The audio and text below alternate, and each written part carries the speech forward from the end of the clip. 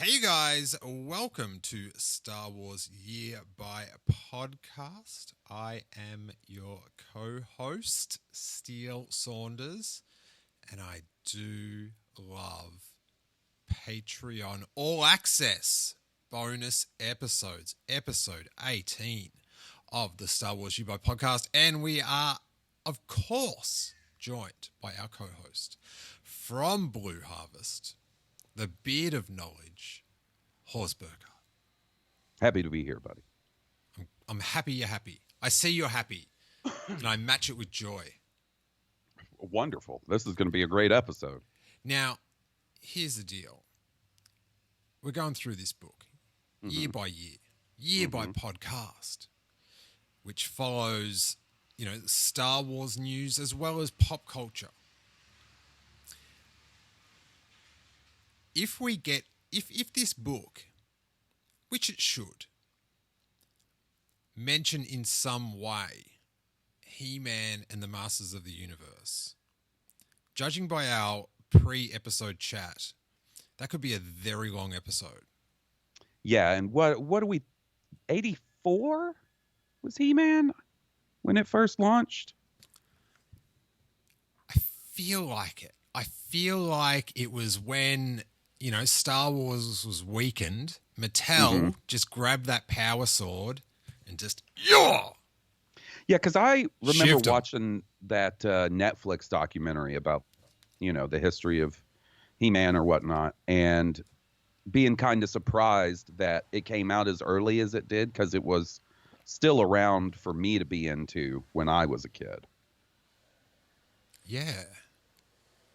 Interesting. All right, but we can't. We have got a loaded episode. When I texted Hawes in our pre-episode text, and I was like, there's no way we're getting more than a page done on this one, because it is ripe. It is ripe for our sickos, who are the people that read along with us. We are on page 98 of Star Wars Year by Year, a visual history updated and expanded edition. And for those triple sickos, those real neens out there, we will also have a link to a video enhanced version of this episode on YouTube. So if you just look in the show notes, there should be a direct link, and then you can watch it with some fun pictures, some visual stimuli. Hawes, have you checked out any of these? Yeah, I have. I really like them. They are fun. Thanks, buddy. And even if you haven't, and you're just saying that to cover for my ego, I appreciate it either way. So, buddy, I watch a lot of YouTube, let me tell you. So finding a spare hour to check out the job you did on our podcast, easy. Really? I thought that could have gone the other way, where you've got, hey, listen, buddy, I'm watching a lot of YouTube. I don't need to see some pictures next to the delightful things I've said to you previously. No, man, I'm already in the ecosystem, as they say. Okay, well, we are yin and yang, our positive and negative takes on things. But if you want to go back to the creation of something very positive, 1982. Yes. Oh, real quick. Oh, I had two topics. This better not be about He-Man. It's not. It's these two topics I can almost guarantee aren't covered in this book. So, and I'm dying to ask you about both of them. Gotcha. Number one, I'm going to need an update on the Lost rewatch. How's that going? Oh man. It is coming down to the wire, Horse. It is, right? You're in season 6. Yeah, we got on our Hulu, it says how many unseen episodes there are. 5. Oh, you're getting close. Oh, man. And the thing is, because they're syndicated episodes, so I feel like 3 of those are the last episode. Oh, yeah. I don't know if they did do the combined, because the last episode was like 2.5 hours long. I remember they gave it some extra time. Okay, well, I hope, because now we're down to the wire. Like, we're already beginning the mourning process. Oh, I was about to say, get the tissues ready, buddy, because there's some rough business coming. It is, hey, listen. No one's going to argue that we didn't see enough of someone leaving a group of people, then Kate going after them to bring them back. Oh, that is all she does, like the last little bit of that show. It is. She's a huge offender, but all of them in the last season, they're escaping somewhere, and then later on they sort of just come back of their own free will, and there's just so many. We've got to go find this person, except for the two people that desperately need to find each other. Yeah, and lot of new locations, never before seen in the show. You know what I mean? They're like, did you know there's a lighthouse here? I tell you who can't believe it is Jack. He's now telling everyone about this lighthouse. He's like, hey, dude, I went up to Jacob's lighthouse, saw this stuff in the mirror. It was so good. Oh, take me up to it. Oh, no, I smashed it. There's a cave with names in it and stuff. Like, yeah, they bring. Oh, yeah. What about the payoff? Because you hear about it so much, and I'll try to remain as vague as possible. But finally seeing the temple, because they talk. I feel like they start talking about the temple in season 3 or something. Like, yeah, oh well, I wasn't too. We got to go to the temple. I don't know. The temple was. It was just weird because it's like, oh, there's another whole village now. Yeah. How big is this island, Hawes? Pretty big, I guess. I do, like one of my bugbears, and if Robbo's listened to this, it'll drive him insane, has been with Lost is the time. Apparently, like that, when they're all, like Jack was only on the island for like 3 months. Yeah, or so they crash in August or September. They always say the date, right? Like they're like, the plane went missing on such and such date. And then I remember in season 4, they're like, hey guys, did you know today is Christmas? You remember that? And then season 4 is like towards the end of the first run on the island or whatever, right? So yeah, it's like 3 or 4 months tops. Yeah, so and a lot of stuff happens. Yeah, I was sort of like, they should be there for longer to really weather what had happened to them. Mm-hmm. But it does sort of fit with that there was all this stuff on the island they didn't find. Yeah, and but actually, I take that back, because then other people who have been on the island for, let's just say, 3 months and 3 years, right? They've never seen that stuff either. Well, they were kind of in one location for most of that too. They're busy. Yeah, they had jobs to do, literally. Okay. All right. They got employed. Well, we're really nutting this out. So I was going to say, I got the big Blu-ray box set when they finally released it. I avoided buying Lost on DVD or anything when it was airing because I just wanted to wait and get like the full season in one go. Mm-hmm. So I went all out, and it comes in like this Egyptian-looking chest, and it's got like little games inside it. Like there's a backgammon board, and there's like clues hidden in the packaging, and there's a hidden disc you have to find. And in there is a map of the island. And you know how there's that secondary little island off to the side? Hydra Island. Right. That they say is, they always say it's about the size of Ellis Island. Isn't that what they say?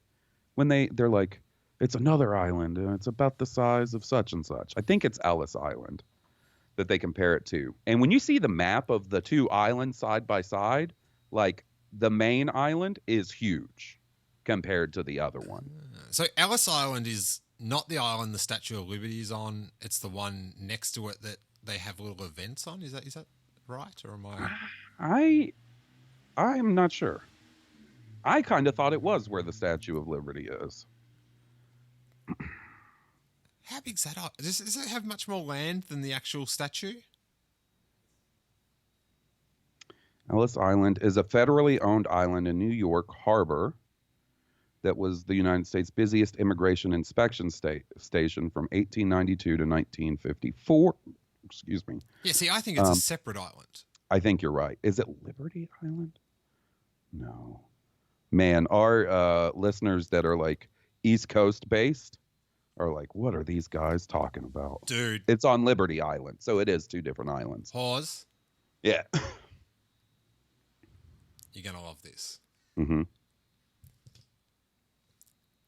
Do you know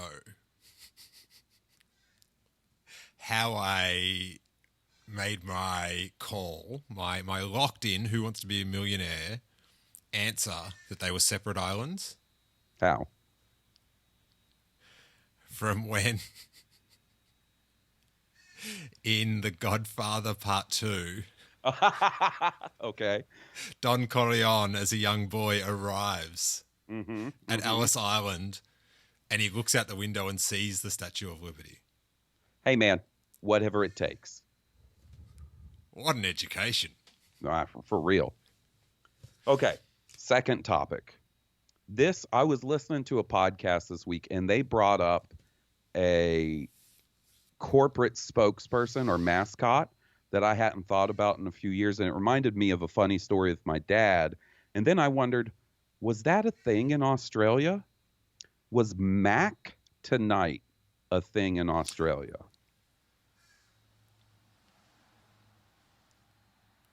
Did he play the piano? Yes. Was his head a banana or a moon? It was a crescent moon. Yeah, I reckon I'm aware of it, and I'm pretty sure we had it. What was it was like the McDonald's Max Headroom or something? So from what I understand, Mac Tonight was an attempt by McDonald's to make them seem a little less kiddie and more like classy, or like, like for the whole, or, it's not just for kids because of Ronald McDonald. Let's spice it up and get a cool mascot. Let's get Mac Tonight. And he was a guy who had a moon for a head, and he played the piano. And I remember as a kid, I thought he was neat because the commercials were like, it was a dude in a suit, so it looked like a puppet and stuff. And I was like, wow, that's cool. And it was, you would have been the kid in the Simpsons universe that lamented the death of Poochie. Yes. Yeah. And apparently it was Doug Jones in the suit that was Mac Tonight. Who's Doug Jones? He's in the Hellboy movies. He's the fish guy in the Hellboy movies. Mm-hmm. He's been in other stuff. That's my immediate pull. That's better than him coming from the Jonestown Massacre. So for sure. Credit to him. But yeah, I didn't know if that was like an American ad campaign. It didn't last very long from what I remember. And it was sort of towards the tail end of my parents doing the McDonald's stuff. But I have this very vivid memory of being in the McDonald's with my dad sort of later at night, like probably as they were closing or had just closed. And there was a TV in the lobby, like mounted in the corner. And from what I remember, it just kind of played McDonald's ads and promotional stuff, right? And there was a Mac Tonight commercial. It's like, hey, TV, we're already here. Yeah. There's a Mac Tonight commercial playing, and I'm standing next to my dad, and he's just standing there in his like white shirt and tie with the black slacks, arms crossed, watching it. And as soon as it finishes, he says to seemingly nobody in particular, I just hate it so much. Is that what drove him out of the franchise game? Maybe it is. Mac Tonight was the final straw. I don't know. I will hope some Australian listeners can chime in. I'm beginning now maybe I'm going for no, it wasn't. Okay. I'm just weighing up the amount of space Mac Tonight is taking up in my brain. And I don't think it's also sort of younger me. But anyway, I told you I worked at a McDonald's. Yeah, that's part of the reason I wanted to know is because I was trying to put the timeline together of when Mac Tonight was a thing and like kind of wondering if maybe you would have come across Mac Tonight. If I had worked with Mac, is that what you're going to ask? Yeah. No. Oh man, I remember Birdie. She was a new one. She was there to promote the breakfast menu. Yep, I know Birdie. Fry Guys, Grimace. Have I ever told you about how good I can crack eggs? Is it because of working at McDonald's? Yeah. Is that where you got your skills? Well, I was a breakfast specialist. Nice. It got me in 6 a.m., which it's so funny now. 6 a.m. when you're like 17 is like a prison sentence. Yeah. When you're a parent, it's like a sleep-in. So, I would rock up at 6 a.m. The clock would tick 1 hour to set up the store, to be ready with your Egg McMuffins. Everything turned on, everything out. It was 24 before its time. It was very exciting. But because we were down in a holiday area, on New Year's Day, we were the busiest McDonald's in the country. Oh, man. Breakfast especially. Ooh, people got to fight that hangover, huh? They had to bring in, I think maybe they still did it. I'm not sure. Maybe because like on the grills, there was 2 grills and, they cook sausage. So there was 4 essentially. They'd have sausage on one, bacon on one, eggs like poaching on one and scrambled. And I feel like maybe they ditched scrambled eggs off the menu for the day. They went to neighboring McDonald's stores and brought in more egg poachers. Nice. One man. Steele Saunders. Well, one boy alone. But he walked out a man covered in yolk. I could do it, like grab 3 in each hand and go dun dun dun. Nice. It was like at one point I had an assistant like to get me the eggs. I had to crack them so fast, right? Mm-hmm. And at one point I looked at him and I was just like, he'd have to be impressed with how fast I'm doing this. Like I am in the Matrix. There's yolk flying up in slow-mo. It was a hefty shower afterwards to get rid of the yolk, like out of my eyebrows and stuff. Mm-hmm. Because, oh my God, maybe the greatest day of my life.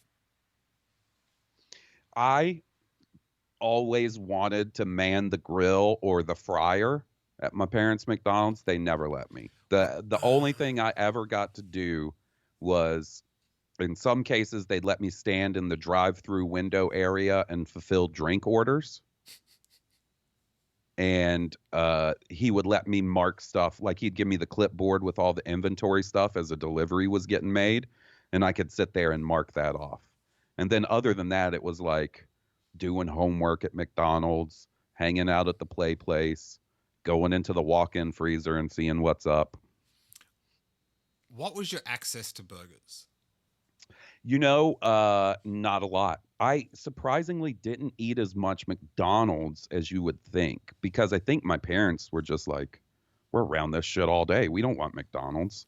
I could occasionally, I won't say occasionally, most of the times, if there was a new menu item, I would get to try it like the first day when they were, setting it up and everything. We'd get to try out the new menu item. All right. So you go there after school, do your homework, but you couldn't score like a cheeseburger.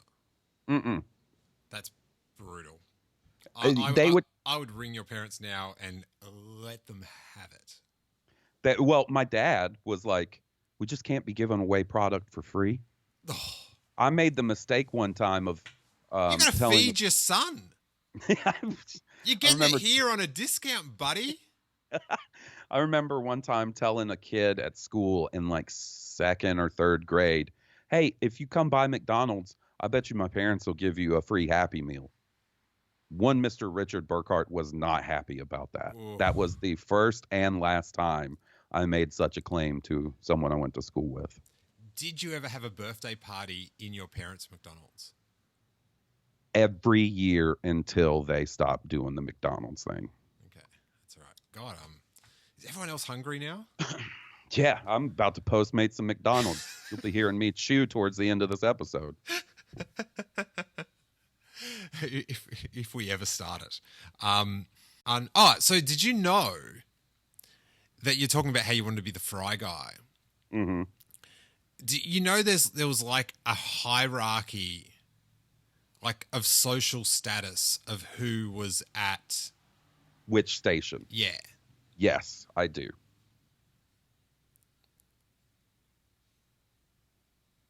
What do you think was the most high prestige spot? Grill.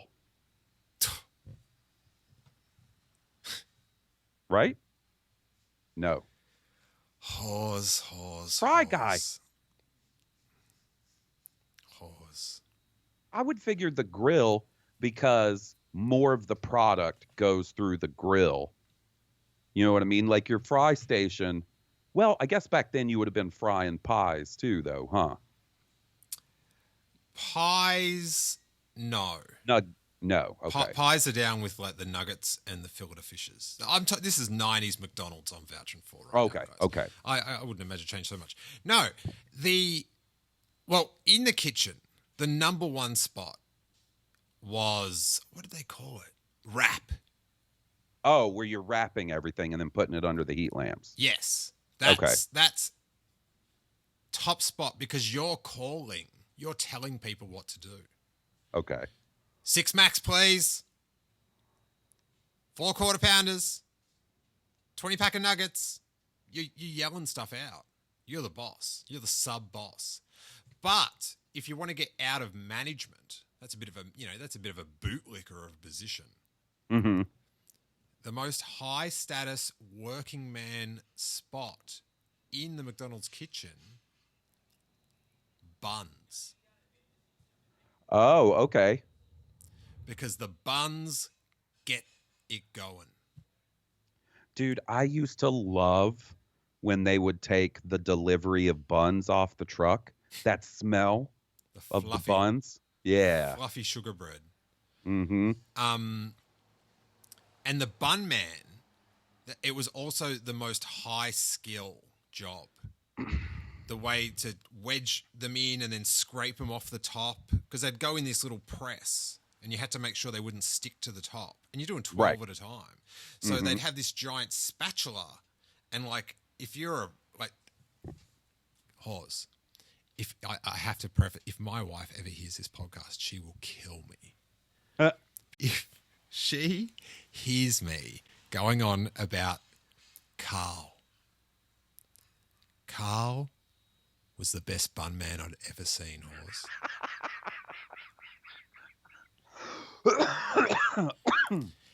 Our McDonald's was kind of new. I was there for like the opening.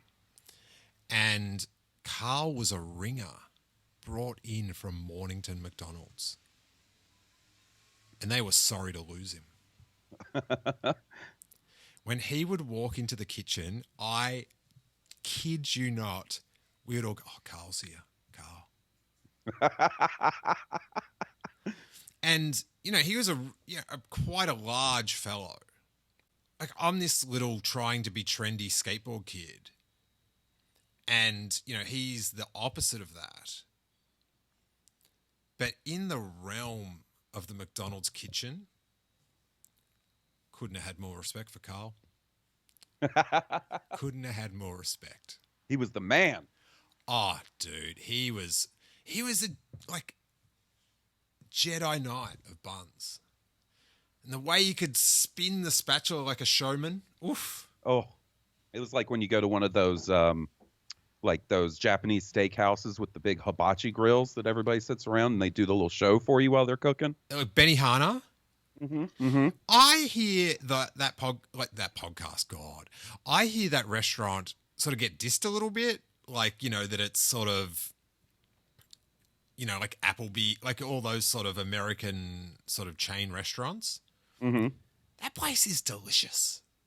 I've never been to an actual Benihana, but I've been to plenty of like hibachi restaurants just like that, and I love them. I would go to one right now if it was safe. Like, he made fried rice in front of us. I think he made a volcano as well out of it, made a blow flame somehow. But oh my God, it was the best fried rice. Man, it's excellent. I'll take no slander of hibachi restaurants in front of me. What's the Italian chain restaurant? Olive Garden.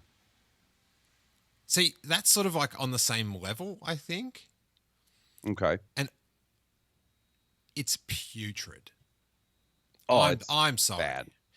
Everything tastes like it's just had like a dust sprinkled over it. Like the same dust. Mm-hmm. It tastes dusty. And yeah, no, zero. Like how do you mess up spaghetti? They found a way.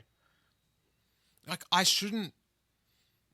Yeah, just regret and spaghetti. Just they should not be in the same tummy. I got to tell you. All right, let's get to it. I think we've done about 25 minutes on McDonald's and Carl. Do you know what I am actually worried about? Sometimes my cat Jerry will sit on my keyboard and it will make something play. I'm horrified that he'll do that to this episode. And Jackie will hear it. You're away from the house with Harry and you come home and she's just real mad for some reason. Very mad. And she's like, fucking Carl. She'd just be like, that's it. No more podcasting. You have run out of things to say. You are out of material. Try to go to your Twitter profile and it's just like, tweets aren't loading. All right, 1982, glorious year. Unlike the production of The Empire Strikes Back, Revenge of the Jedi is not delayed by horrendous weather conditions or a burned down soundstage. Well, that's not my Star Wars Hawes.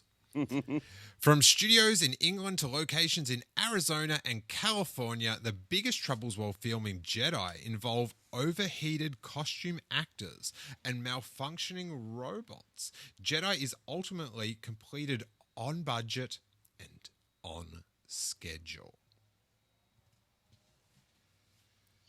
Wow, that's cool. I bet you that was a relief for once. Well, he's got to pay off his big ranch. Mm-hmm. And there is a dope, if you are on the YouTube enhanced, take it in. The three directors, Irvin Kershner, George Lucas, and Richard Marquand, on the Elstree Studio set of Jedi. Why can't we have a sequel trilogy photo of that? On the set of The Rise of Skywalker, J.J. Abrams, Rian Johnson, and J.J. Abrams.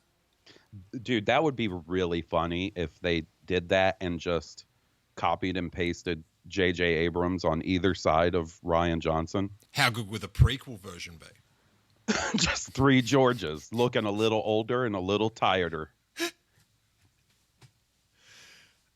But that's super cool. That's super cool. What? That's such a small photo. What set are they on? I can't really tell. It's a white corridor. You know what? I bet you that's maybe like the briefing room or something. I was just, as soon as you were halfway through the sentence, I was like, home one. Yeah. Yeah. And we have got a quote from Richard Marquand, director of Return of the Jedi. And we sort of get these quotes now with, you know, an announced director making this, you know, I get Star Wars proclamation. talking about something they like. R2-D2 is probably the most egocentric, wild, headstrong, and trying piece of machinery that any director could ever be cursed with on a set. Oh, no, he's talking more about the actual practical robot. I thought it was like a thing about... the character? The character. Yeah, no, he's talking about the robot. Man, I guess he, in between doing all that drinking and schmoozing with celebrities, he really had a problem with that animatronic. Hawes. Yes, sir.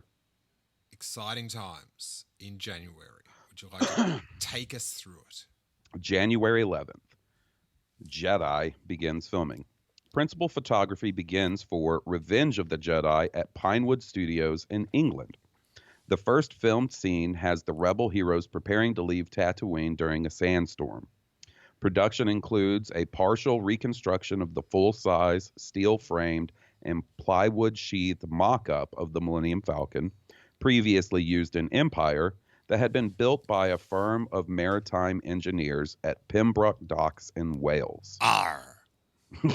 When filming is completed, the Falcon mock-up... The Millennium Falcon is seaworthy. Mr. Lucas. Oh, I don't know what's going on. When filming is complete, the Falcon mock-up is broken down and Thou sold for foul scrap. accent desecrate thy maritime heritage. I'm not going to do it anymore. Okay. When filming is complete, the Falcon mock-up is broken down and sold for scrap. Oh. The sandstorm... I know, that's heartbreaking. The sandstorm scene is ultimately cut from Jedi, but a few frames of footage appear in the trailer. How do you sell it for scrap? You know, Disney wouldn't be doing that. Listen, Sansweet should have been on one of those home shopping channels. Mm-hmm. Like, he's doing these plates. Remember those plates that were sort of like had a sweet painting on a plate? Commemorative plates. Those were huge. They did them for everything. He's whipping them out about everything. There's chess sets, all this like late 80s, 90s, just bleh. Like just, hey, here's what you don't want. Yeah. Here it is. All right, there's nothing else to buy. I'll buy it. He's more... You know, I think they do this with Star Wars now, like the Topps collector's cards. You can get what they call an artifact card, right? Mm-hmm. That has so it's a normal sized collector's card, but it has like a little plastic window in it. And inside that will be a piece of something from the movie. So like you could get one that has a little, cut out square piece of orange fabric, and that's from Poe Dameron's flight suit. And I think they have ones now that have like a little piece of the Millennium Falcon in them, right? Well, because of all your lost talk, I made an impulse purchase on eBay of a lost artifact card. Here we go. That's got a little piece of one of Jack's t-shirts in it. Oh, what color? Like navy? Blue. Navy blue, yep. Sick. Yep. I don't think the pieces are small enough. I mean, big enough. Like if you're breaking down the Falcon, give us a foot by foot square mounted. Now that I would definitely be into. Here's $1,000 Sansweet. Ship it my way. Oh, I always get real jealous of is people that have pieces of the Death Star model like that mounted. You'll see those occasionally in collections, and it'll just be, not a foot by a foot, but maybe like 5 by 5. Yeah, that tends to be the size. Yeah, and it's like mounted. Man, that is cool. All right. I'm going to open another chapter of my life to you, Hawes. Oh, please do take me. It's like a lost flashback. It is. We already had the Carl flashback. The man behind the buns. That'd be the name of that episode. The Bun Master. So a bit after my McDonald's stint. Okay. I'd totally flipped against corporate America, and I ran and made a punk rock music scene. Okay, I've heard this mentioned before. That had a Star Wars angle for just the worst. Like, hey, let's take this obscure thing and then we'll, like, brand it with this thing that's not popular anymore. And ta-da, marketing genius. But it was called Return of the Punk Guy instead of Return of the Jedi. Mm-hmm. And each cover would have like a Star Wars cover, which admittedly was just something like a comic book that I'd scan in and just make that the cover. It was, there's no original art going into this. And this is like, I didn't even have the internet at home. So I'm just giving you I would drive to my friend's house 10 minutes away to use their internet. And we all shared the same email. rocktote@pack.com.au or something like that. But I would sometimes I'd try to do one Star Wars article in the zine each issue. And the zine was like quite popular. Like we had, who were famous? Like NoFX and Pennywise and Blink-182. 182. I remember you talking about driving them around. Yeah. So I went to the Shane Morrissey, who ran Star Walking, the fan club, who's been on my podcast a couple times. Mm-hmm. And I went to his house to interview him. And this was like the most exciting thing out of anything I'd done with the zine, was going to the guy that run the fan club's house in the suburbs of Melbourne and hanging out with him for an afternoon and going through all his stuff. And he showed me that day, because in the interview, he mentioned the headbutting stormtrooper. Mm-hmm. And I was like, what? And he's like, oh, let me show you. And I could not wait to get home and start ringing, hey, man, put on Star Wars, fast forward to this bit. Like, there's none of this YouTube business. But the fan club, and I guess it was his, I don't know. But anyway, he had 2 squares of the Death Star. And in the, maybe it was sort of 95-ish era, to go into suburban Melbourne, into this guy's house, and then out of a cupboard he pulls out like a piece of the Death Star. Oh my God. It was incredible. Like I was like telling people for the next 3 months I saw a piece of the Death Star, touched it. Man. And then, right, this is interesting. This is probably the first bit of Star Wars fan politics I ever heard of. I was buying weapons for Kenner figures from this dealer that there was a collectibles fair, which in the mid-90s were just the best, pre-eBay. Mm-hmm. Oh my God. Just packed with like vendors, packed with customers, and you just find, just the craziest, best stuff. But this guy had, tons of Kenner figures, and he had weapons. And I had a fair few Kenner figures from my collection, but I'd lost all the weapons. So I wanted to get the weapons to fill them back out. And so I told him which ones I wanted, and I met him like a couple days later, which again, just the best.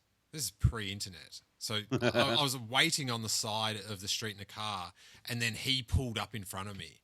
And then I got out and got into his car, and we went for it. It was like so sus, but just for the dorkiest things. And I said to him, like, oh, do you ever sell stuff at the fan club? Like, in the little vendors section. He goes, "Oh no, those guys they're idiots. You know, they all stand around and get all teary-eyed around their bit of foam from the Death Star." And I was like, "Oh." What's this guy's YouTube channel? A true comic book guy character. Yeah. It probably wasn't pre-eBay, but it was definitely still in the era of if you buy something on eBay, you got to go get a money order and mail it off to the person and hope they send it to you, right? So I went to something like that collector's fair at the local mall where I grew up, which is not a very big mall. But like once or twice a year, they would set something like that up in the food court, and there'd be all kind of vendors and stuff. And it was the first time I remember coming across that one thing you couldn't find anywhere. It was right when they started doing the new 12-inch Star Wars figures. So probably about a year into like the Power of the Force stuff. And I'm going to go with a 96 to 7 era. Somewhere in there, yeah. And I had Luke, I had Vader, Han, Leia. I think Boba Fett was out by then. Maybe old, Obi-Wan. The one I could never find that eluded me. Was it a 2-pack or a single pack? It was a single pack. Chewbacca. Chewbacca was nowhere to be found by me. And so I'm at this collector's fair and I'm looking at Spawn toys because it's definitely the area, the time of year or, the time in history when Spawn McFarlane figures were a big thing. And sitting up on like this collapsible shelving system right at the top is Chewbacca, $25. Now I think those things probably retailed for 10 or 15. And it was the first time like seeing something on the shelf. Must have been more than 10, surely. Yeah, I can't really remember. I think they might have been 15. Because I've got like in my head for Australia like 30. Yeah. And that probably would have been 20 American. And things, out of their home country are always, a little bit more because, you've got a middleman involved, a distributor. Mm-hmm. So, yeah, if they were 10, they're just giving them away. But it was that first time seeing that thing you've been looking for everywhere and couldn't find that exists. You can't find it. And feeling like that your heart stopped for a second and there it is. And I remember my dad being like, why would you pay $25? Like that's $10 more. And I was like, Dad, you can't find them anywhere. This was before they did the 2-packs with like Han on Tauntaun and Luke with Wampa. I think were two of the first ones they did. Great packs. God, they did some bloody good 2-packs. And I just remember like buying it and feeling like, what if somebody tries to take this from me while I'm leaving? I'm carrying literal gold in my hands. And just being very disappointed when I got home, by the way, and took it out of the package because that 12-inch Chewbacca is pretty goofy looking. It's a fluffy one, yeah? Yeah, and he feels like he's got hairspray in his fur, which he probably did to try to keep it in shape and stuff. Yeah, the fur is that's an issue. How do the Hot Toys go with the fur? I don't have one that has fur. I don't have a Chewbacca yet, but the ones I've seen look pretty good. But yeah, I don't have anything that's like all the cloth stuff on them is very good, but yeah, I don't have like a Chewbacca or the Wicket that's about to come out soon. I remember being shocked by the concept that some toys were harder to get than others. Yeah. It just stunned me. Like, you can't just get everything? Yeah, like, what was the one that was harder for people to find from the original Power of the Force 2. I think it was Leia was the short packed one in that original set. If this was the last episode we were going to do, I would give you my Leia, my version of your Chewbacca story about Power of the Force 2, monkey face Leia. Oh, whoa! But I'm, we're just. We've only read 2 pieces of information from this page, and we have got that to look forward to in that'll definitely be in the book. The day I found one. That's comprehensive. Yeah, I've got a really good story about seeing those. Yeah, we'll save it. There's a little teaser for about 30 episodes from now. I'll see you in the future, mate. Yeah. Hey. Oh, in a very lost-ish thing, but on a very ghetto version, someone 3 years in the future could be like listening to this, and then they can just time travel right to that story now. Yep.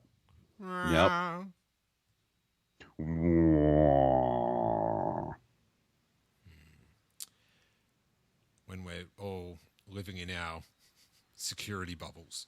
Oh my goodness. Sandstorm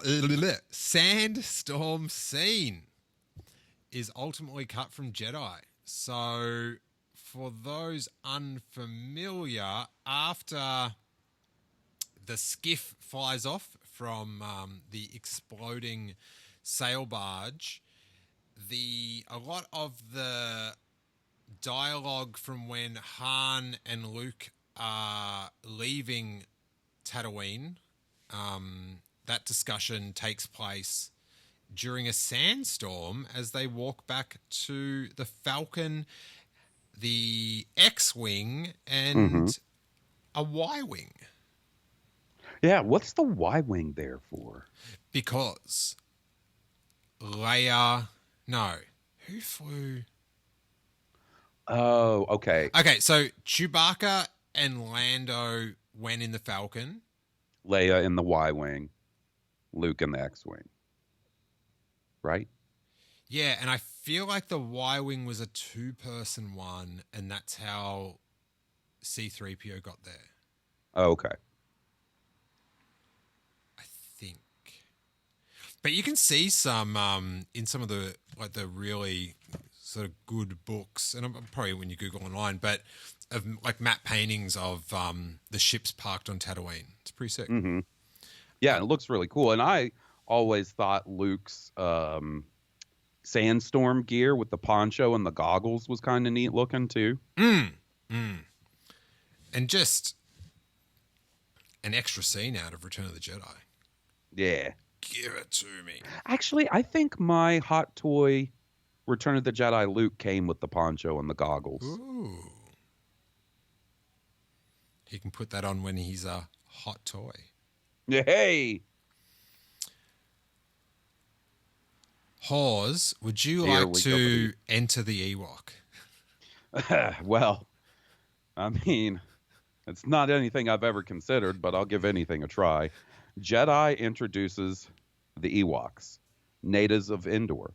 Kenny Baker is assigned to play the principal Ewok, Wicket, but takes ill and is replaced by 11-year-old Warwick Davis, who stands 89 centimeters, 2 feet 11 inches tall. Jedi's first assistant director, David Tomblin, who also worked on Superman, The Empire Strikes Back, and Raiders of the Lost Ark, directs Davis in an improvised movie that is filmed concurrently with Jedi and is eventually titled Return of the Ewok. Oh my God, I'm going to have to measure Harry tonight. I want to know when he's exactly Ewok height or Wicket height. Oh, that is important information to know. He's happy Wicket Day we can have. I don't know. Warwick Davis, Wicket the Ewok. Like that picture of him, which is sort of a really popular merchandising picture, like puzzles, colouring books, posters. of him just standing in the forest with his spear, his little tummy and his cape off to one side. How just warm and happy does that make you feel, Hawes? So this is one of those things that, like, before we really knew each other, really connected with me, like listening to your podcast, is the whole not realizing that people didn't like Ewoks. I've never been one of those people who's been against Ewoks. I've always liked them. You know, when I first saw Star Wars at 4, I could watch the whole trilogy, and a 4-year-old is gonna be about the Ewoks big time. And so, yeah, I don't get the Ewok hate. And I know anytime somebody says the word Ewok, this exact picture of Wicket is what pops into my head. I think it was his Kenner photo as well on the card. And that figure, which was kind of, because it was later on in the series, was a little bit harder to get. Yes. And, he's just, his tummy and little tuckus when you take off his hood, it's too much. Have I ever told you my Warwick Davis story from Star Wars Celebration? Hit me. So this was Celebration last year in Chicago. And it was me, Jesse, Johnny, and maybe one other person. Maybe Aaron Boyd was with us. And I can't remember where we were going. I know exactly when it was. It was after. Oh, I'm sorry. I let's just note. When you realize something you should have done. Please let the world get back to normal. You've just given me like one of my biggest Star Wars Celebration regrets. What's that? No, tell this story and then okay. And then we'll come back. So I believe it was one of the panels. It was it might have been the episode 9 panel, and the handicap entrance to get out of the arena, or the exit rather, was different than everybody else was taking. And we were going through some like back hallways in the arena, and Jesse's pushing me in my wheelchair. Johnny's right in front of me, and someone else was there with us. I can't remember who. And from just behind my left shoulder, I hear mechanical wheels like going. And then I hear, yeah, and I hear somebody go, "You want to have a race?" And I turn, and Warwick Davis whips past me on his Segway and like smiles and waves at us. And Johnny turns around and he was like, "Bro, Warwick Davis just asked if you wanted to have a race, bro. Star Wars Celebration."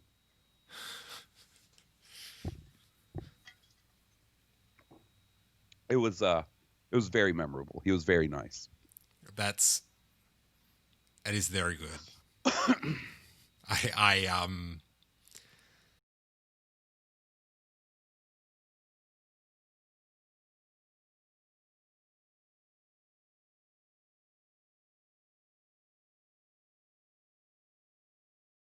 Yeah. I miss that so much. I do too, dude. And you know, it's bad now because now's the time when Jesse and I'd be getting really excited, like, "Oh, we're going on vacation. It's coming up. It's only about a month away. Next month is going to be rough." Yeah, because I know Comic-Con must be coming up, and they're going to have that virtual thing. And it's just like a virtual like knife twist.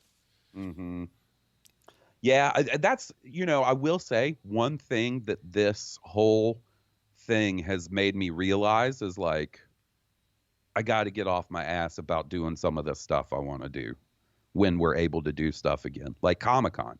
I've wanted to go to Comic-Con since I was a teenager. Like, I need to get off my ass and make that happen. Yeah, for real. Comic-Con, oh man, I'm gonna have to like find a tropical pool or get some ferns and put it around a little pond and sit a distance away from Nathan and drink Tecates all afternoon. It's going to be very sad, very sad. That story is epic. I'm a big fan. Yeah, man. And that's one of those you can be being ushered through by security through some back hallway at an arena, and Warwick Davis speeds past you at the speed of light and is super friendly, turns around and waves and is laughing, and then that's it. This is tiny little Star Wars. Like, I love this guy. He just made a wheelchair race joke to me.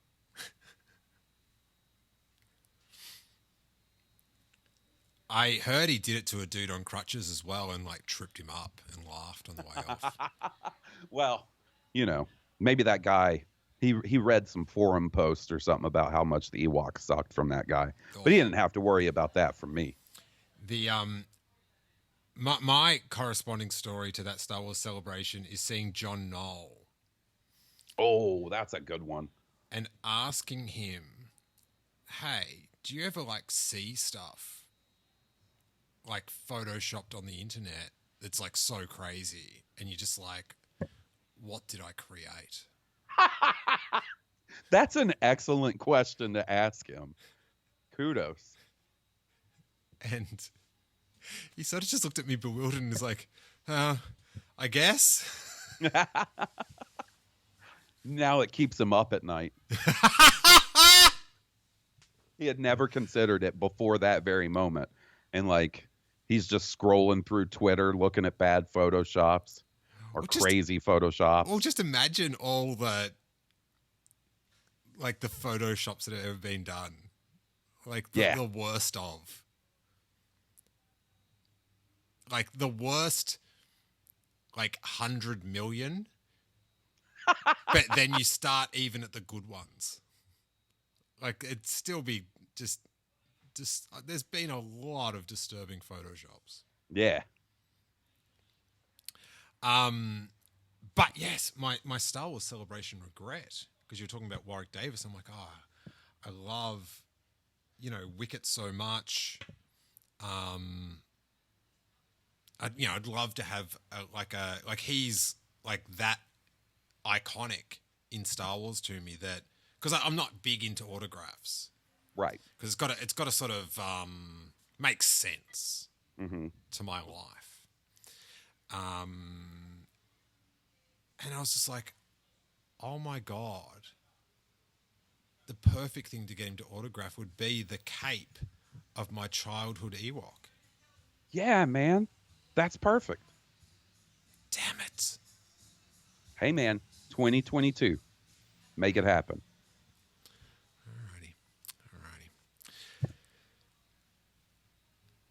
Jabba's new look, Hawes. Yes, sir. Although Jabba has appeared as a biped alien in Marvel's Star Wars comics, the character is reimagined. Oh! What? As the enormous animatronic puppet for Jedi. ILM's Phil Tippett works with sketches by concept artist Ralph McQuarrie and Nilo Rodis Jumero to design the puppet. The completed Jabba the Hutt, now with 2 T's, is performed by 3 puppeteers: David Barkley, right hand and mouth; Toby Philpott, left hand, head and tongue; and Mike Edmonds, up the back on the tail. Mike Edmonds has the worst job. Have you ever seen the footage of that poor dude in that costume, all cramped up, operating that tail? Poor guy. It looks like he's trying to move the island. Yes, it does. Yes, it does. That's a sweet Lost reference for everyone. Yes, it is. Man, the other one, like when you watch the making of documentaries and they're focusing on the operation of the Jabba animatronic, is the guy that's just sitting on a stool with a tube, chain smoking cigarettes and blowing the smoke into the tube to make it look like Jabba's smoking. Best job. For real. Just love my work. It's addictive. So they got this photo of Jabba the Hutt. His flaps of skin and shining and giant eyes. Looks like he's got a broken nose. His nostrils are very unaligned. They are. But just respect to the character and the just Jabba the Hutt. How rad is Jabba the Hutt? Like, we take him for granted. I think he's great. He's great in the movie. He's great in toy form. He's just so good.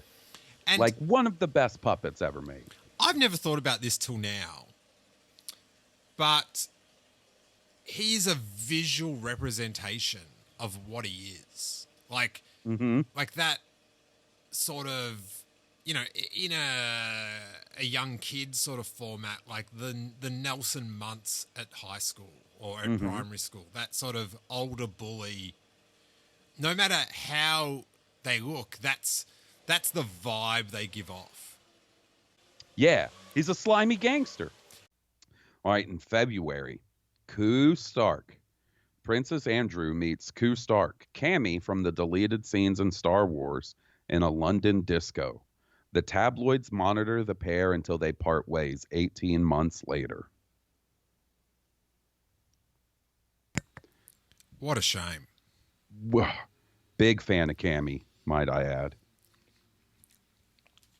Cammy, she does look like she could have been Rey's grandma. Yeah.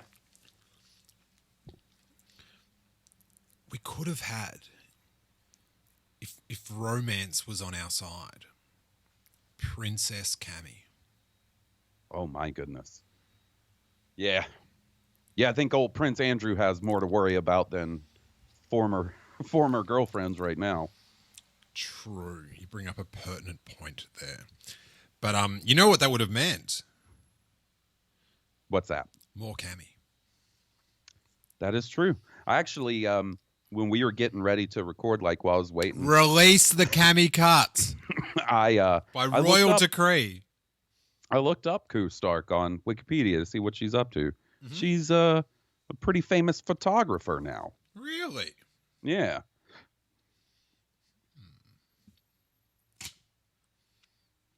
April. Unfinished comic. This story is very strange. Formerly titled Star Wars Weekly, Marvel UK's The Empire Strikes Back 155 presents the 5-page story Dark Lord's Conscience by nascent comic book writer. Is that how you say that word? Nascent? Nascent. Sorry. Pardon me. No problem. You know when you just don't, like, I was like, don't really know that word. And then when you said nascent, I'm like, yeah, I know that one. It was hiding in plain sight. Comic book writer Alan Moore and artist John Stokes. Unfortunately, Marvel provides Stokes with an incomplete script, and the published result is a story without a conclusive ending. Wow. You know who Alan Moore is, yeah? Splinter of the Mind's Eye? No, that's Alan Dean Foster. Alan Moore, and I, until right now, didn't realize this, that he wrote any Star Wars. That's the writer of Watchmen.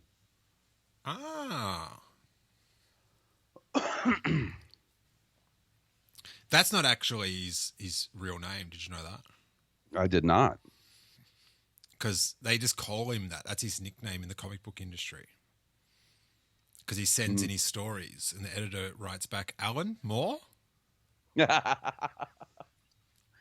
Oh, man. Alan Moore looks like, kind of looks like looking into a time machine for me sometimes. Do you know what he looks like? No. I'm about to I'll text you a picture of him. I can see a future where, you know, maybe there's some confusion going on with me. So there's a chance that you'll be at some local Comic Con, a real old school one. Mm-hmm. And someone will start yelling at you for not completing Dark Lord's Conscience. Yeah. All right, I'm just checking out this photo, which this is already content for the enhanced visual edition. Whoa! All right.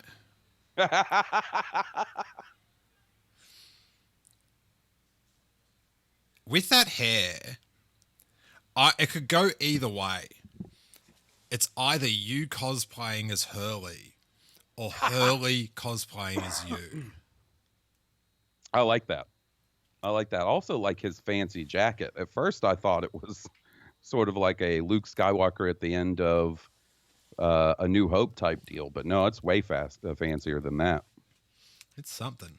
That's a lot of hair he's carrying there. Yeah, I feel his pain.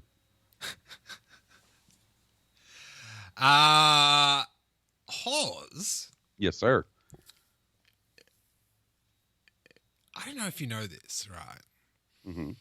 Return of the Jedi, because the third Star Wars movie was so, the public wanted to know. So they had to go into secret and use a code name for the film. I've heard something about this. Okay. And this is one of, like, the first sweet bit of Star Wars trivia things that I ever learned. Me too. And that is Blue Harvest. Oh, it just rolls off the tongue. Do you want to do this one, Hawes? Yeah, maybe I'll take this one. Okay. Don't tear up. I'll do my best. After 5 months of covert set construction, Jedi begins filming in Buttercup Valley near Yuma, Arizona, under the cover name Blue Harvest. Because the location is popular with dune buggy riders, the set is surrounded by a chain link fence and patrolled by round-the-clock security guards. After an infiltrator takes photographs of a model and leaks them to the press, producer Howard Kazanjian continues to insist that he is not working on a Star Wars movie. This is Blue Harvest, I'd be saying. It's about horror beyond imagination. I think I talked about this. I did an episode where I went through my Star Wars trivia and poster book. Yes. That and I think I talked about this here in that. But when I was a little kid and they talked about, it was getting called Blue Harvest and they had the photo of the Sarlacc and they had the logo, that famous Blue Harvest logo, which you have, of course, used across the years, and horror beyond imagination. So I used to always wonder how the Sarlacc pit fitted into this horror film. Oh, okay. Like, in the horror film, did it move around the sand? Yeah. Were there multiple ones? It's hard to imagine just a stationary Sarlacc pit being that horrifying. The concept of being tossed into the Sarlacc pit is horrifying. In a galaxy without caution signs. Just one pit reigns supreme. Just don't go to that neck of the woods and you don't have to worry about the Sarlacc. Couldn't do it. No signs in that galaxy. This is true. I just always wonder about that. But Buttercup Valley, Hawes. I have visited this magical location. I know. And this is what's up, everyone. I'm not here to tell you how you live life. I'm just here to judge it.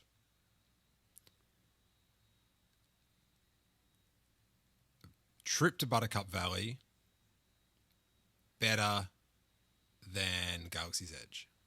Whoa. Hey, man. Whoa. That's quite the claim. So we were on a Thanksgiving road trip. We were living the American dream. Our friend Kate, PRK as we call her, she came over. And this was pre-Harry, so the world was our oyster as far as car rides go. at the moment, about 2 hours is our oyster. Right. And we drove, sort of crisscrossed our way from like the Grand Canyon, Buttercup Valley, and then we ended up in Roswell, New Mexico. Oh, dude, you're hitting all the places I want to go. That's why we're buddies. I know, man. I would love to check out Roswell. It's a very amusing 40 minutes of your life. I bet. So we went, I sort of, we were trying to work out, things to go see and like how far is that thing and does that fit in? And I was sort of like, ooh, looking at the map and I was like, ooh, maybe there's a Sarlacc pit visit in this. And it would have been maybe like the first major thing we visited, maybe the second. And I pitched it to the team and I said, this is my Star Wars cash in for the trip. And I won the team over. Nice. And so then I started reading about, people that had gone there before. And what is that guy's name? David Reese. David? He used to be sort of like an archaeologist sort of person that used to write for the Star Wars Insider. I know who you're talking about, but I can't remember his name. David Reynolds? Anyway, he had done a bunch of articles in the Insider or whatever it was called then about visiting locations in Buttercup Valley. And there's a few websites with people that had visited. One of the websites, I just know in the photos, like Gus Lopez was in the photos. So there you go. Celebrity, Star Wars celebrity. Yep. So there's a lot of information about how to get there. And it's about a kilometre walk from where you can drive to. So, a bit under half a mile. But it's in like the desert and it's not recommended. So I inquired, thank God I did, because this lady had like just good enthusiasm for our enthusiasm. I hired one of those sand buggy people to meet us and be like our sand buggy Uber around the Dune Sea, Hawes.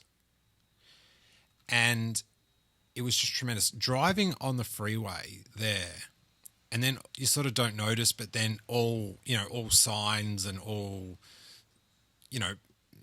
remains of human life are gone except the freeway. And you can just look to the side and, you're going like 60 miles per hour and they'll look out your window. I kid you not, because that's what it is. It is like you're on the sail barge looking out the window. Oh, my goodness. That's awesome. Because all you can see is Tatooine. Mm-hmm. And when I looked up and saw, I just got like these bizarre goosebumpy tingles. Like it just connected things in my brain in such a pleasing manner. There was some sweet endorphins flowing due to these piles of sand.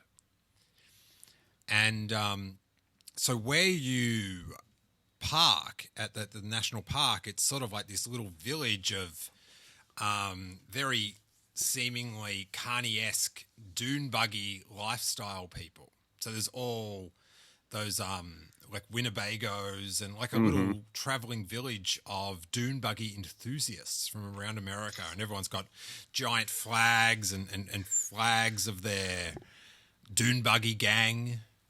It'd be like, imagine the 501st that are into dune buggies. Oh man, it's swoop gangs. Right? And they've all got logos and, patches and all that sort of stuff. But there's this huge, like, portable village. And then there's, like, this merch stand selling all this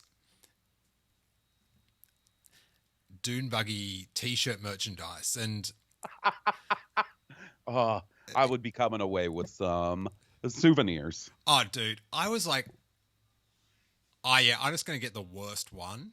Yes, exactly. But there was no like worst one that was good. Oh, I gotcha. It was, I don't want to, if anyone's living that dune buggy streetwear lifestyle, all good. But, some very, if it said Stone Cold Steve Austin or something, and it was from 20 years ago, because it had that, it would let people know where you're coming from. Mm-hmm. But it was, no buys. No, literally no buys. And I did go over very keen. But little did I know, Hawes, that the collectibles were coming thick and fast soon after. We dune buggied over sort of through this little valley, and it sort of opens up into this like giant like football stadium, like flatbed of dune. And then like there's big sort of like stadium seating dunes all around. Does that make sense? Yeah, I've got the picture in my head. Yeah, so like Geonosis, the Geonosis arena, but it's a much bigger space, and then the grandstands are just sand dunes. And there's this one really big sand dune where all the dune buggy enthusiasts park down the bottom, and it's sort of like a badge of honor, test of strength, whatever, a proving ground to drive up that main dune and make it to the top. It's sort of like their thing. It's like, yeah, today I'm going to do Dune Buggy Delight. Oh, man, Jimmy's doing the Delight. Like, it's their Jedi Trial. Yes. Or like, I'm sure there's, in the Ewok cartoon, there's things where you have to, grab a cherry from a beehive or something to become a fully fledged Ewok or something. But so we're cruising around, and like the lady that was driving us was a very good dune buggy driver, which is terrifying. Like there was one, she was on like the edge of the dune, and it sort of felt like we were surfing on it. Oh my goodness. And like sort of, when a roller coaster sort of goes around a corner and it's not going super fast, but it's getting ready for a big dip. Like that. Without the tracks or the very lucrative lawsuit to the Walt Disney Company. Oh, man. I wonder, right, if I was on a ride at Disneyland, and maybe, they tamper with something there after my harsh comments comparing it to Buttercup Valley. Maybe Bobby Eye's out to, get me out of commission. And they snip something. So when, the Rise of the Resistance goes around the corner, I fly off. No, but I wonder if in the air I will think about the lawsuit. Oh, dude, I bet you, if not in the air, shortly after impact, right?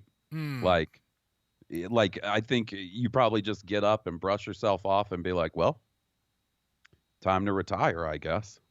Because in that infamous Paul Jones skateboarding clip of me, where I twist my ankle, are you like trying to reply like you don't know about it? I've heard it, but I'm here to tell you I've never watched it. No way. I've never watched it for two reasons, because, and this is not me sucking up, I don't like seeing my friends get hurt, and I get too anxious with any of those like skate trick gone wrong videos and stuff. You know what I mean? They like, it just, I can't watch like compilations of people messing up BMX tricks or skate tricks. Like that's just not I would rather see the successful version than the people hurting themselves. Seeing skateboarding slams is probably my least favorite thing. Yeah, and I know there's a lot of people that's what they're into, right? Like, yeah, like when we were younger, they used to have like every skateboard video, it was a trope. They'd have the slam section. And, in the early ones, they were quite mostly lighthearted slams. But then as skateboarding sort of revved up, with big handrails and gaps, it got quite, And I think when I was young, like you sort of slam section, but and then as I got older, and like my body would just find that like emotionally triggering. Right. I was like, nah, we're fast forwarding that. But as I fell backwards in that clip, I do remember thinking about things I'd have to cancel that week. Oh, man. So I wonder if whilst I was in the air, I'd be sort of trying to think of who, like if I'd met any lawyers ever. Robbo, I'd be straight on the phone. Oh, yeah, and you know what? I bet you, man, he would come through with you in a big way, I bet. Hell yeah. He'd be like, Steele, don't worry about it. I've got this. This is better than poisoned Ewoks. So, yeah, we cruised around, and in the photos on the internet, they were finding bits of foam near some rocks. And thank the maker, in this whole giant football field of sand dune, there's only one limited area that had rocks. The will of the Force, Hawes. This was my holding the dagger up to the Death Star, was me holding my iPad up of these rocks and finding the corresponding rocks. Oh my God, I actually did that dagger on a different trip, but we went to Death Valley, and I did that with the mountains of R2-D2 going over the hill. And when I connected the mountain range with the one in my photo, or the one on my iPad with what was visually in front of me, again, the synopsis is like charge. And I got this bizarre, I was like, I'm in Star Wars. Like for like 2 seconds, I was on Tatooine. Insane. But, so we went over there and I began to find like bits of foam, like painted foam. And I'm like, this is a Sarlacc pit. This is it. These are bits of the Sarlacc pit. And Jackie and Kate were just, yeah, that's good, Steele. And then I started finding like bits of 2x4 and screws and bigger bits of foam. And then you could see them like they clicked and like actually believed me instead of just humoring me, because they didn't want to, I guess, deal with my sadness in the car for the next 2 weeks. But we collected like a bunch of like foam Sarlacc pit pieces and 2x4s, and you know the 2x4s were all, you know, like corroded and stuff. So it looks pretty sick. Maybe eroded is the proper definition. And I got a big bucket of Tatooine sand and filled that in a fish tank, and my little Lego sail barge and Sarlacc pit are currently on actual Tatooine sand. That's perfect. That's one of those like Star Wars locations that I've always wanted to visit that feels obtainable, because Tunisia, off the books, you know, like probably not the best idea. We've talked about it before, like how I've wanted to visit Tunisia. And in a perfect world, I've got this dream trip to Arizona planned that involves going to Buttercup Valley and also Jerome, Arizona. What's Jerome? Jerome is where the lead singer of Tool lives. And it still is. It's like it used to be a small mining town. And he moved there in, I want to say, the mid-90s and started a vineyard and started making his own wine. And since then, he's put a lot of money into building the town of Jerome up. So he's got like a tasting room where you can go and try out the wines. He's got a record store, a barber shop, a couple of restaurants and stuff. And I've always wanted to go and check it out because it's like my favorite band. And this is a town that their lead singer basically helped revitalize Like he put his money back into this town that he moved into. Tight. Yeah. I almost went because there's a law where you can't have alcohol delivered in Alabama. Yeah, I've heard of that. Yeah. I've never been able to try out his wine because you can order it online, right? Ah. And when we were in California a couple of years ago, I got on the website and found out that they sell it at a place called Silver Lake Wines. Yeah. Silver Lake, just probably about half an hour away from you. Yeah, and I was like, oh, we got to go by there and get a bottle of wine. And Jesse was like, hey, man, let's be realistic about this trip. We're trying to do a whole lot, so we never made it over there. You couldn't, hey, let's drive 90 minutes out of the way for a bottle of wine. Yeah, I have these thoughts like that where I'm like, oh, I want to do this. And thankfully, I have Jesse to bring me back down to earth with these crazy thoughts. But a trip to if we were to go to Arizona, I think Yuma and Jerome are only 2 or 3 hours away from each other. Okay. Sounds like a good trip. Yeah. And there's several houses in the area that, I think there's 3, one main one, that are built out of parts of the sail barge. Really? Yeah, and the lady said if I ever come back, she'll take me, show me the Sarlacc, the sail barge houses. That's awesome. How sick is that? That is awesome. Imagine your house was a sail barge.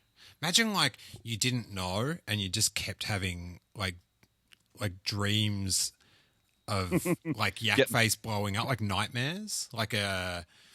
Like the Star Wars fan equivalent of your house is on an Indian burial ground.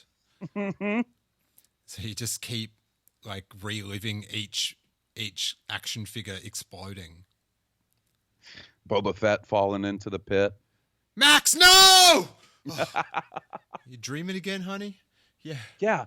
I keep having these dreams about this blue elephant man exploding.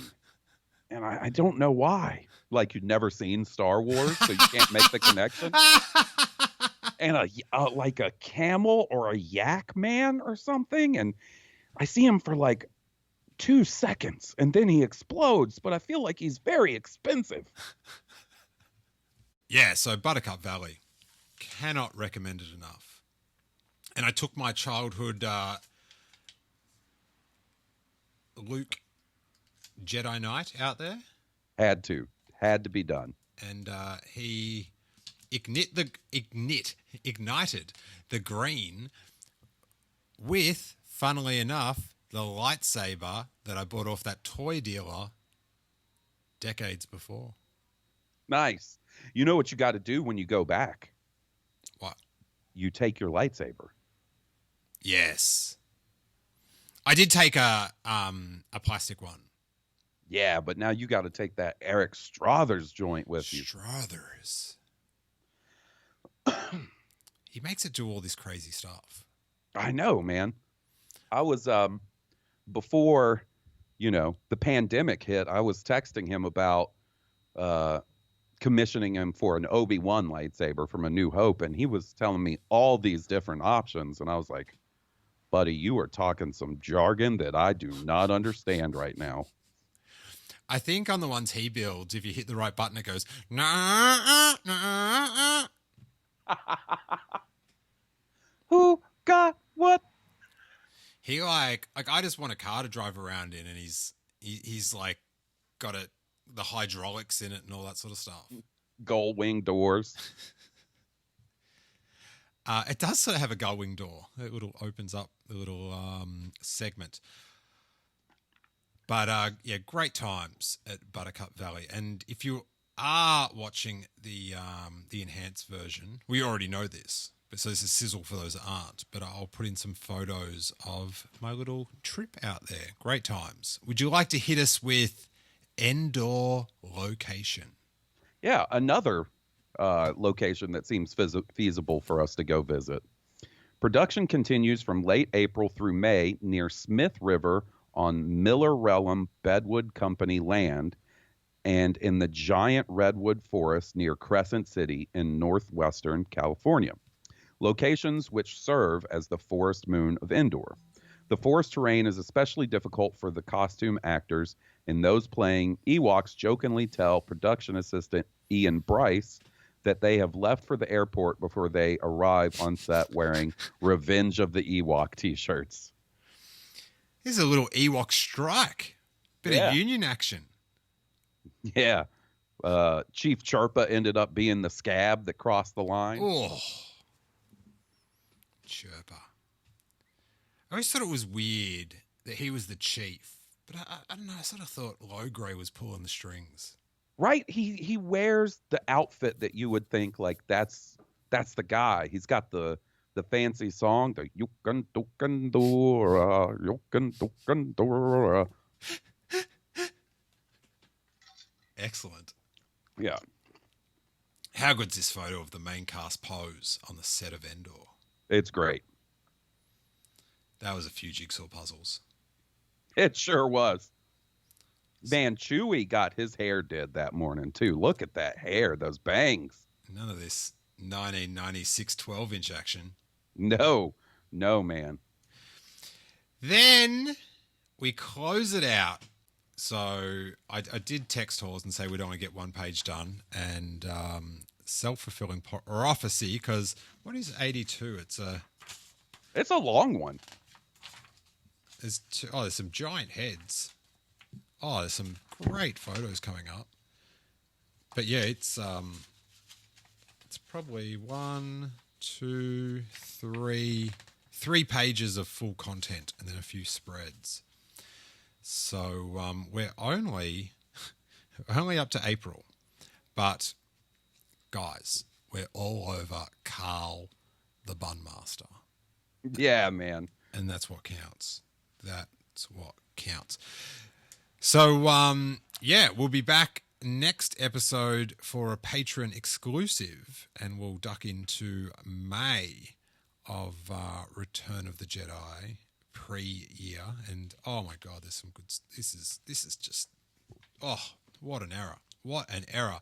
But we'll close out with this. Also in 1982, Revenge or Return.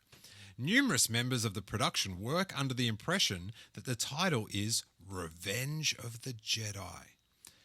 Oh, damn it. Producer Howard Kanzangilian favors Revenge, and stickers with that title and Yoda's image are used to tag equipment and film cans. Howard, you're meant to be under the radar here, buddy, with your Blue Harvest. Couldn't resist. Yoda Revenge sticker, the same design is used for a patch worn by cast and crew. For those just listening to the podcast, it's a Revenge of the Jedi in a rectangle, then with a circle of Yoda, and then Star Wars underneath that, which they also brought out a patch later on that you could buy commercially with Return. I believe in my archives back in Melbourne, I've got both these patches. Ooh, that's cool. I've definitely got the black Revenge of the Jedi patch. You know, just the logo. Yeah. I have a vast array of Star Wars patches that will one day be sewn onto hoodies. It's a multi-decade. You know what we need to do? We need to get you like a Boy Scout sash. Yes. And we sew them on those like your what do they call them? Oh man, I was a Boy Scout and I can't even remember what those are called. Badges. The patches. Yeah, but they're called merit badges. Merit badges. That's it. So I guess, and I want to go back and ask you something about the start of the year as well, as far as thumbs up, thumbs down. Revenge or Return? Hawes, was the decision right to switch back after switching back? Yeah, Return all the way, especially when you get, 23 years down the line, and you get to make that sweet fucking callback with Revenge of the Sith. Yes. It was so weird when Revenge of the Sith got announced, and it's like, yes, finally someone's getting revenge. Yeah. Sick. Like, it sort of had extra cachet because, like, I don't know, Revenge of the Jedi was so, like, revered. Mm-hmm. You know, like the poster and all that sort of stuff. It's such a, like, a real, like, if you're doing a Who magazine, you know, it's Star Wars is being released, and you like, you know, the 10 most famous Star Wars collectibles. Star Wars collectible must-haves. Whatever. Revenge of the Jedi poster variant. It's got to be in there. It's definitely in there. It's a classic. It is a classic. Yeah, of course. Return. You don't revenge. Now, how about this one for a thumbs up, thumbs down? Sandstorm or just flying off in the ships? And you don't even see Han Solo. They couldn't even get him to do some more dialogue for it. I'm going to go with Sandstorm, I think, because I like the costumes. Got to go with Sandstorm. Yeah. It's also just so fascinating to have, like, you sort of don't think about it, but it's like the Falcon's parked. Yeah. It's parked. Like, I'd never even imagined that. But it's just over there.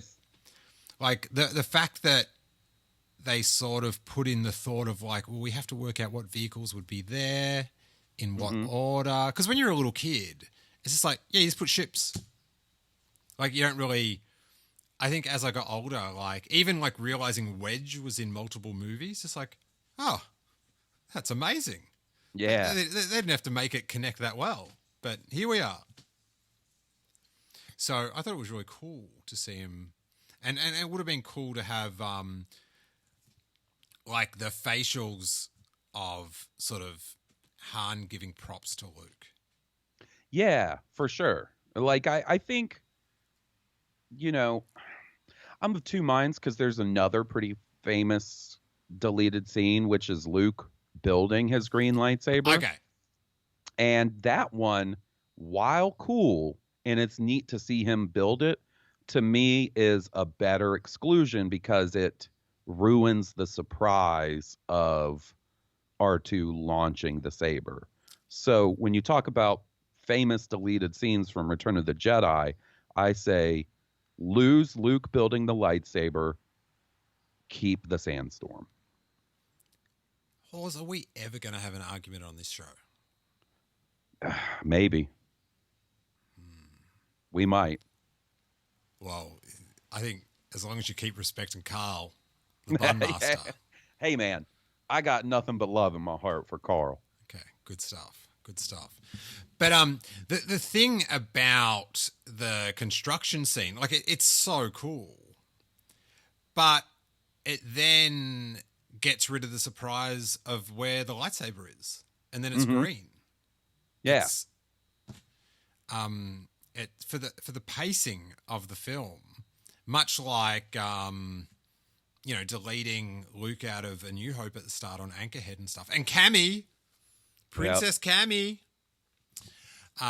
it does, like, make for a better reveal of the Luke Skywalker character later on, I feel. Yeah. Like.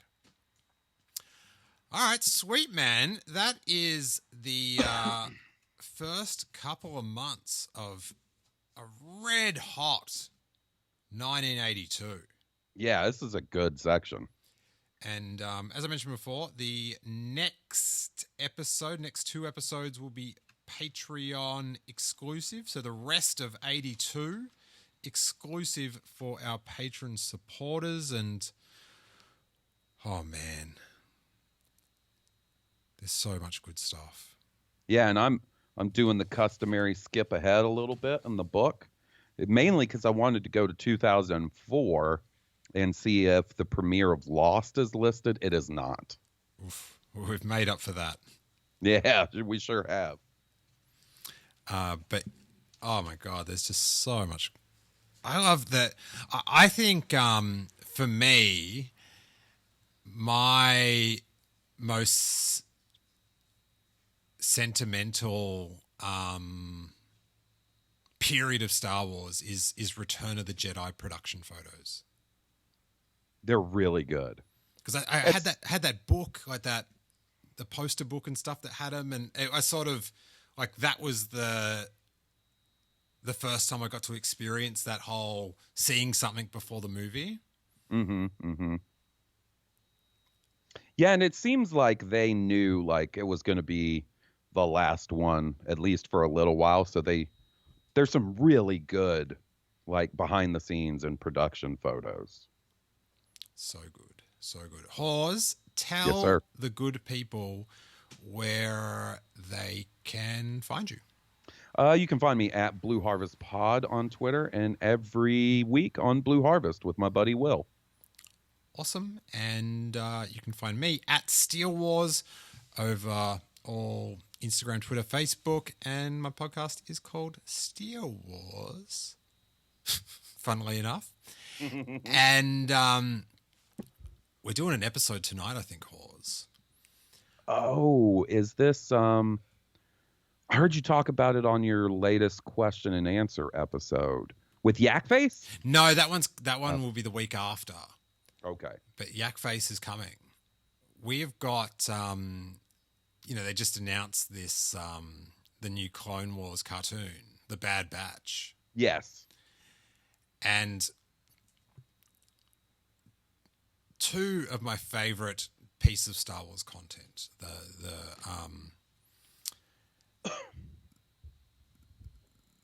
what is it called now? What's Corey's YouTube channel called? Kessel Run Transmissions. Kessel Runs Transmissions. They keep changing the name, and they've mashed it together. Kessel Run Transmissions. Love that show. And also the Canto Bite Dispatch. And, are you doing excitement versus disappointment with Corey and Emily? They're all coming on. We've got Noah. We've got Brittany.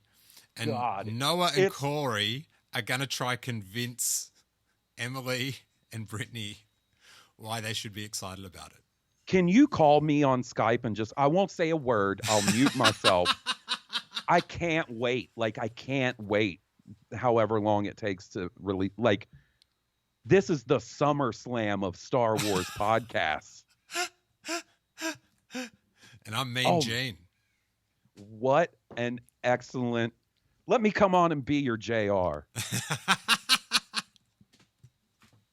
Man, that is a very good idea. I can't wait to hear that. So, yeah, that should be up before the end of the week. Man, you got to ask Yakface if he's ever thought about applying for some compensation from Hasbro, because he does a better job of promoting their products than they do. He's pretty good at it. He's pretty good. Yeah.